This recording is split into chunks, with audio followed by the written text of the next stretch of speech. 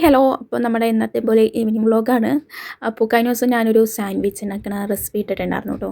എല്ലാവർക്കും അറിയണമെങ്കിലും ഞാനൊന്ന് ട്രൈ ചെയ്ത് നോക്കിയപ്പോൾ ഞാനും ഇട്ടതാണ് കേട്ടോ. അപ്പോൾ അന്നെടുത്ത കുറച്ച് വ്ളോഗാണ് കേട്ടോ ഈവനിങ്. അത് കുക്ക് ചെയ്യണതും കാര്യങ്ങളൊക്കെ ആയിട്ട് ചെറിയൊരു വീഡിയോ. അപ്പോൾ ആദ്യം തന്നെ ഞാനും അമ്മയും കൂടി ഇവിടെ അടുത്ത് തന്നെയാണ് നമുക്ക് കടയുള്ളത്. അപ്പോൾ അവിടെ പോയിട്ട് ബ്രെഡും മുട്ട ഉണ്ടായിരുന്നില്ല, മുട്ടയും വാങ്ങിക്കൊണ്ട് വന്നു കേട്ടോ. ബാക്കി എല്ലാം ഉണ്ടായിരുന്നു. ചിക്കൻ ഭാഗത്തിന് ഫ്രീസറിൽ എല്ലാവരും വെച്ചിരുന്നേച്ച്, അതുകൊണ്ട് തന്നെ അധികം ടൈം വേസ്റ്റ് ചെയ്യേണ്ടി വന്നില്ല. നമുക്ക് അപ്പോൾ തന്നെ ചിക്കനെല്ലാം കഴുകി എല്ലാം എടുത്തതിന് ശേഷം അതിലേക്ക് മഞ്ഞപ്പൊടിയും ഉപ്പൊക്കെ ഇത് ഞാൻ വെച്ചായിരുന്നു കേട്ടോ. പിന്നെ അതിനുള്ള സവാളയും കാര്യങ്ങളൊക്കെ അരിയാൻ വേണ്ടി എടുത്തുകൊണ്ടിരിക്കണം കേട്ടോ.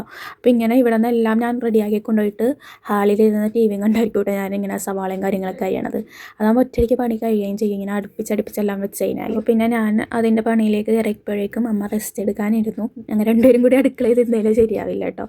അതുകൊണ്ടാണ് ഞാനപ്പോൾ അത് വേവിക്കാൻ വെച്ചതിന് ശേഷം പച്ചക്കറി അരിയാൻ നിന്നായിരുന്നു കേട്ടോ. അമ്മ അപ്പുറത്ത് വേറെ എന്തോ നാളത്തേക്കുള്ള കറിക്കുള്ള, നാളെ മീൻസ് ഞാനിത് ഇട്ടത് വെള്ളിയാഴ്ച എടുത്ത വീഡിയോ ആണ് കേട്ടോ.